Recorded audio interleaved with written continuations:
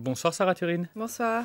Alors, est-ce qu'on doit dire écolo ou écolo-groen à Bruxelles maintenant? En tout cas, pour les élections communales, on va dire écolo-groen, oui, puisqu'on a vraiment décidé d'aller plus loin que ce qu'on avait fait précédemment, puisqu'en 2006, on avait pas mal de groen qui étaient déjà présents sur nos listes, mais on avait une seule liste écolo-groen à Kuckelberg. Et vu que depuis, le travail avec groen s'est renforcé, ils sont revenus au Parlement fédéral en 2007, et puis avec la crise institutionnelle, on a réussi à aborder des points qu'on n'abordait peut-être pas avant, parce que finalement, le projet écologiste, c'est évidemment le même, il dépasse les frontières linguistiques, mais là, on a dû travailler sur le cœur des tensions communautaires et je pense qu'on a encore appris à mieux se connaître et à se dire oui, on est capable de transformer les tensions communautaires en un réel enrichissement finalement. Et au niveau communal, on doit travailler ensemble. Bruxelles est bilingue et donc les communes le sont aussi, oui. Alors, on a compris, soudés, solidaires, avec le sourire, mais êtes-vous pour autant confiant? On est évidemment confiant parce que on le voit aujourd'hui, il y a la crise économique, il y a la crise financière, il y a la crise environnementale et il y a également aussi une crise de confiance de la part du citoyen par rapport aux politiques. Et je pense que ce que nous pouvons apporter, c'est un travail d'écoute et de dialogue avec les citoyens. Et quand on fait le bilan de ce que nos élus, qu'ils soient groen ou qu'ils soient écolos, ont apporté dans la méthode de travail dans les exécutifs locaux, c'est vraiment le fait de dire on travaille avec les citoyens, on se met en projet avec eux pour vraiment non seulement construire avec eux, mais leur permettre aussi après de prendre leur autonomie. Et je pense qu'avec cette plus-value-là, on peut vraiment être confiant pour le travail à mener au niveau communal. Alors, qu'est-ce qui explique alors le recul dans le dernier baromètre RTBF La Livre?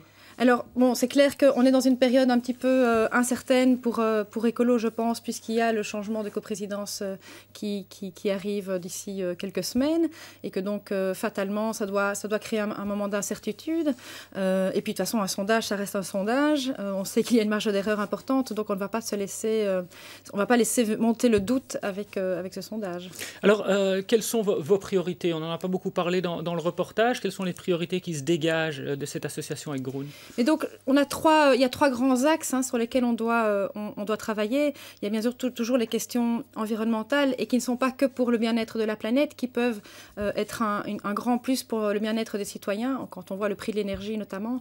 Et donc, au niveau local, on a déjà commencé tout le travail de transition écologique des locales, mais on doit pouvoir aller plus loin, tant en matière d'énergie qu'en matière de santé en lien avec l'environnement. Quand on pense à la qualité de l'air à Bruxelles, il y a de réels enjeux et on peut y travailler au niveau local. Il y a toute la question économique aussi. C'est vrai qu'on est un petit peu...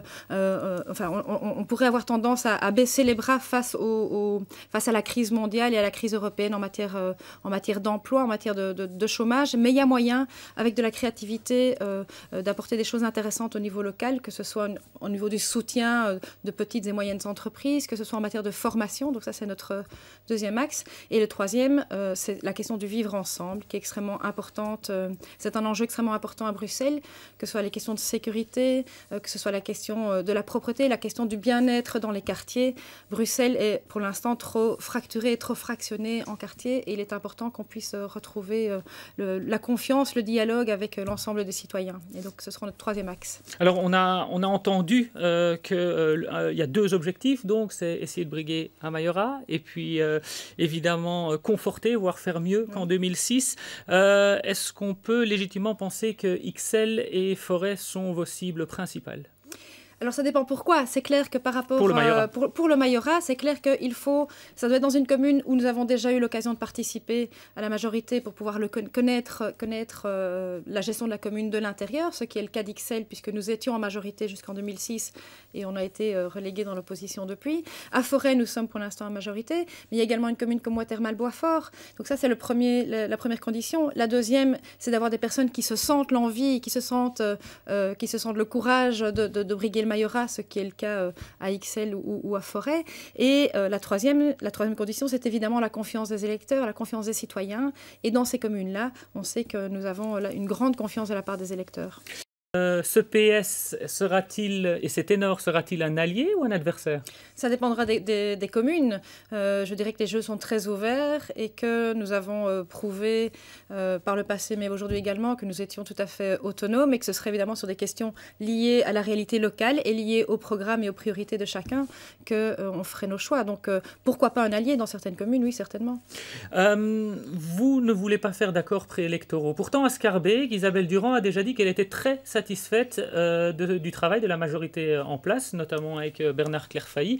Est-ce que c'est pas un peu noyer le poisson, ça, finalement? Mais c'est vrai que c'est toujours compliqué de dire, voilà, quand on est dans une majorité et qu'on fait un bon travail, on a évidemment envie de le continuer. Mais il ne faut pas oublier que le choix revient d'abord à l'électeur. Et donc, quand on dit qu'on ne veut pas d'accord préélectoral, c'est parce qu'il faut réellement laisser l'électeur pouvoir décider du type d'alliance, du type de programme, du type de priorité qu'il veut au lendemain des élections. Et donc, c'est sur cette base-là que des alliances sont faisables. Mais de dire, on a bien travaillé avec un partenaire et on est prêt à continuer au lendemain des élections si les électeurs nous le permettent, pourquoi pas, oui.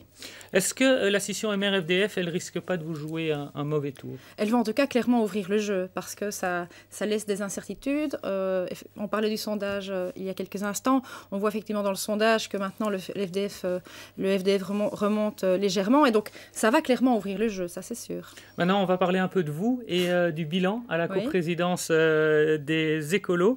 Mais on va d'abord écouter ce que vos collègues retiennent de ce mandat. Elle a rempli son contrat dans le sens où effectivement elle s'est investie dans la cohésion interne du parti, quelque chose qui ne se voit peut-être pas au premier abord. Elle s'est investie dans des projets importants comme Écolo au pluriel. Je le dis, ce sont peut-être des choses qui au niveau média ne se voient pas, mais qui sont terriblement importantes pour maintenir la dynamique d'un parti comme Écolo. Elle a fait un boulot extraordinaire, très très important, en particulier à Bruxelles parce qu'elle était secrétaire fédérale, coprésidente, mais bruxelloise. Et donc à ce titre, c'est vrai que ce n'était pas toujours facile de pouvoir, à côté de Jean-Michel, s'exprimer, avoir droit à la visibilité. Ceci dit, dans une équipe, il ne faut pas toujours non plus qu'on exerce les mêmes fonctions. Et Sarah a fait un très très chouette boulot de coordination dans la régionale, de professionnalisation, de travail avec nos échevins, de travail avec nos présidents de CPAS, de travail sur toute la rencontre vis-à-vis des personnes d'origine étrangère à Bruxelles, d'une façon un peu plus digne et plus respectueuse des identités de chacun et qu'il ne soit pas seulement aller chercher les voix de ces gens. Elle a fait tout un boulot interne aussi de coordination de l'ensemble du travail des membres et donc ça, je crois que c'est extrêmement précieux. Elle a été jetée dans l'arène politique dans des conditions difficiles, mais sachez qu'à l'interne, nous l'apprécions tous énormément. Sarah Thury, on n'a pas été très gentil avec vous, on vous a jeté dans l'arène, littéralement. Ce travail en interne, c'était prévu? Il fallait que Jean-Michel Javot soit sur le devant de la scène et que vous soyez un peu en retrait? C'est-à-dire que quand on a quelqu'un comme Jean-Michel qui est extrêmement apprécié par les médias et qui a une popularité énorme, il faut le reconnaître et il faut que ce soit un atout pour le parti. Donc effectivement, qu'il ait la primauté, ça a toujours été clair. Surtout que je suis arrivée en cours de mandat, on savait que c'était pour un mandat de 2 ans. Mais c'est vrai que ce qu'on ne savait pas au départ, c'est qu'on aurait une crise institutionnelle qui arriverait quelques mois après mon arrivée au mandat et que c'est clair que cette crise institutionnelle n'a pas laissé beaucoup de place pour d'autres sujets politiques, sujets médiatiques. Et donc, fatalement, c'est Jean-Michel qui a aussi suivi tout le processus de négociation. Donc, il était soit en négociation, soit devant les médias pour parler des négociations. Et donc, c'est vrai que moi, pendant ce temps-là, j'ai fait tout un travail qui effectivement se voit moins pour le grand public, pour les médias, qui est le travail interne, mais également tout le travail de fond. Et donc, on a lancé un grand processus de consultation sur différents grands enjeux. Vous auriez aimé poursuivre ? Alors, ce processus-là, il est lancé, j'en suis fière. Je vais pouvoir le continuer à un autre mandat. C'est vrai que c'était 2 ans, donc là, j'arrive, moi, au bout de mon mandat. Et je vais me consacrer aussi beaucoup à Bruxelles, puisque les élections communales approchent et qu'on a des grands défis à Bruxelles. Pour vous, à Molenbeek, parmi les 3 binômes, vous avez déjà votre préférence? Alors, je dois encore les entendre. Ils viennent en Assemblée régionale bruxelloise la semaine prochaine. J'aurai un avis, évidemment, mais je le transmettrai d'abord aux membres à l'Assemblée générale. D'accord. Eh bien, merci beaucoup de nous avoir rendu visite. Merci à vous. Et bonne chance pour les communales. Merci.